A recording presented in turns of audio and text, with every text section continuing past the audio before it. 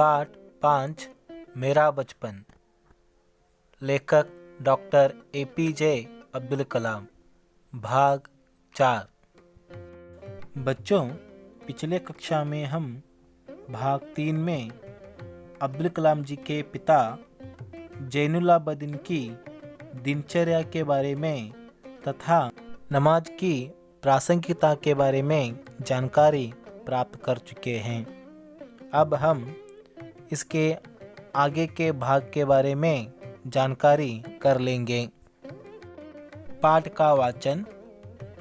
जब पिताजी ने लकड़ी की नौकाएं बनाने का काम शुरू किया, उस समय मैं 6 साल का था। ये नौकाएं तीर्थयात्रियों को रामेश्वरम से धनुषकोडी तक लाने ले जाने के काम आती थी। उसे सेतुकराई भी कहा जाता है। एक स्थानीय ठेकेदार अहमद जलालुद्दीन के साथ पिताजी समुद्र तट के पास नौकाएं बनाने लगे। बाद में अहमद जलालुद्दीन की मेरी बड़ी बहन जोहरा के साथ शादी हो गई। नौकाओं को आकार लेते हुए मैं गौर से देखता था। पिताजी का कारोबार काफ़ी अच्छा चल रहा था। एक दिन 100 मील प्रति घंटे की रफ्तार से हवा चली और समुद्र में तूफान आ गया। तूफान में सेतुकराई के कुछ लोग और हमारी नावें बह गईं।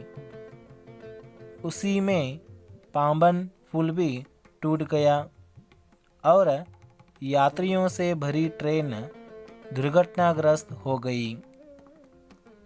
तब तक मैंने सिर्फ समुद्र की खूबसूरती को ही देखा था। उसकी अपार एवं अनियंत्रित ऊर्जा ने मुझे हतप्रभ कर दिया। बच्चों, अब्दुल कलाम जी यहाँ पर यह कहना चाहते हैं कि उनके पिताजी लकड़ी की नौकाएं बनाने का काम शुरू किया था। उस समय अब्दुल कलाम जी 6 साल के थे। वे कहते हैं कि ये नौकाएं तीर्थयात्रियों को रामेश्वरम से धनुषकोडी तक, यानी उसे सेतुकराई भी कहा जाता है, प्रतिष्ठित शिव मंदिर, जिसके कारण रामेश्वरम एक प्रसिद्ध तीर्थ स्थल बन चुका है। ये नौकाएं तीर्थयात्रियों को रामेश्वरम से धनुषकोडी तक लाने ले जाने की काम आती थी। एक स्थानीय ठेकेदार यानी लोकल कॉन्ट्रैक्टर, उनका नाम है अहमद जलालुद्दीन। अहमद जलालुद्दीन के साथ अब्दुल कलाम जी के पिता समुद्र तट के पास नौकाएं बनाने लगे। बाद में अहमद जलालुद्दीन की शादी अब्दुल कलाम जी के बड़ी बहन जोहरा के साथ हो गई। अब्दुल कलाम जी बचपन में नौकाओं को आकार लेते हुए बहुत ही ध्यान से देखा करते थे। पिताजी का यह कारोबार बहुत ही अच्छा चल रहा था। एक दिन 100 मील प्रति घंटे की रफ्तार से समुद्र पर हवा चली और समुद्र में तूफान आ गया। तूफान में सेतुकराई के कुछ लोग और अब्दुल कलाम जी के पिताजी की लकड़ी की नौकाएं उस तूफान से समुद्र में बह गईं। उसी में पाम्बन पुल भी टूट गया और यात्रियों से भरी ट्रेन दुर्घटनाग्रस्त हो गई। अब्दुल कलाम जी अब तक वे सिर्फ समुद्र की खूबसूरती को ही देखे थे, परंतु यह घटना उनको बहुत ही अपार एवं अनियंत्रित ऊर्जा ने उनको हतप्रभ कर दिया था। उम्र में काफ़ी फर्क होने के बावजूद अहमद जलालुद्दीन मेरे अंतरंग मित्र बन गए। वह मुझसे करीबन 15 साल बड़े थे और मुझे आज़ाद कहकर पुकारा करते थे। हम दोनों रोज़ाना शाम को दूर तक साथ घूमने जाया करते। हम मस्जिद वाली गली से निकलते और समुद्र के रेतीले तट पर चल पड़ते। मैं और जलालुद्दीन प्रायः आध्यात्मिक विषयों पर बातें करते। अहमद जलालुद्दीन अब्दुल कलाम से भी उम्र में काफ़ी बड़े थे। उम्र में काफ़ी फ़र्क होने के अलावा भी अहमद जलालुद्दीन अब्दुल कलाम जी के लिए बहुत ही अंतरंग मित्र बन गए थे। अहमद जलालुद्दीन अब्दुल कलाम से भी करीबन 15 साल बड़े थे और वे कलाम जी को प्यार से आज़ाद कहकर पुकारा करते थे।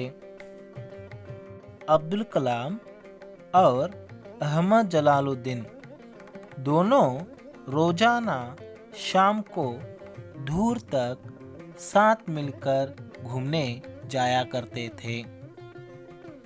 वे दोनों मस्जिद वाली गली से निकलते थे और समुद्र के रेतीले तट पर चल पड़ते थे।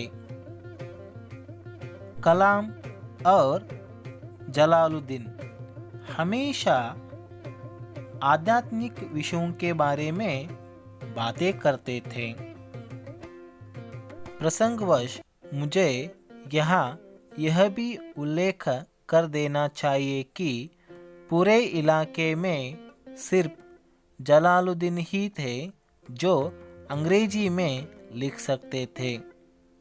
मेरे परिचितों में जलालुद्दीन के बराबर शिक्षा का स्तर किसी का भी नहीं था और न ही किसी को उनके बराबर बाहरी दुनिया के बारे में पता था। जलालुद्दीन मुझे हमेशा शिक्षित व्यक्तियों, वैज्ञानिक खोजों, समकालीन साहित्य और चिकित्सा विज्ञान की उपलब्धियों के बारे में बताते रहते थे। वही थे जिन्होंने मुझे सीमित दायरे से बाहर निकालकर नई दुनिया का बोध कराया। बच्चों, अब्दुल कलाम जी प्रसंग के अनुसार यहाँ पर यह उल्लेख करते हैं कि पूरे इलाके में सिर्फ जलालुद्दीन ही थे जो वे अंग्रेजी में लिख सकते थे और पढ़ सकते थे। कलाम जी को जितने लोग परिचित हैं उनमें जलालुद्दीन के बराबर शिक्षा का स्तर किसी का भी नहीं हुआ था और न ही किसी को उनके बराबर यानी जलालुद्दीन के बराबर बाहरी दुनिया के बारे में पता था। जलालुद्दीन अब्दुल कलाम जी को हमेशा शिक्षित व्यक्तियों, वैज्ञानिक खोजों, समकालीन साहित्य और चिकित्सा विज्ञान की उपलब्धियों के बारे में बताते रहते थे। वही थे जिन्होंने अब्दुल कलाम जी को एक सीमित कार्यक्षेत्र से यानी सीमित दायरे से बाहर निकालकर एक नई दुनिया का बोध कराया था। मेरे बाल्यकाल में पुस्तकें एक दुर्लभ वस्तु की तरह हुआ करती थी। हमारे यहाँ स्थानीय स्तर पर एक पूर्व क्रांतिकारी या कहिए उग्र राष्ट्रवादी STR मानिकम का निजी पुस्तकालय था। उन्होंने मुझे हमेशा पढ़ने के लिए उत्साहित किया। मैं अक्सर उनके घर से पढ़ने के लिए किताबें ले आया करता था। अब्दुल कलाम जी को बचपन में पुस्तकें बहुत ही एक दुर्लभ वस्तु की तरह थी। अब्दुल कलाम जी के जो इलाके में एक स्थानीय स्तर के एक पूर्व क्रांतिकारी उग्र राष्ट्रवादी STR मानिकम का एक निजी पुस्तकालय था। उन्होंने कलाम जी को हमेशा पढ़ने के लिए बहुत ही प्रोत्साहित किया करते थे। कलाम जी अक्सर उनके घर से पढ़ने के लिए किताबें ले आया करते थे। धन्यवाद।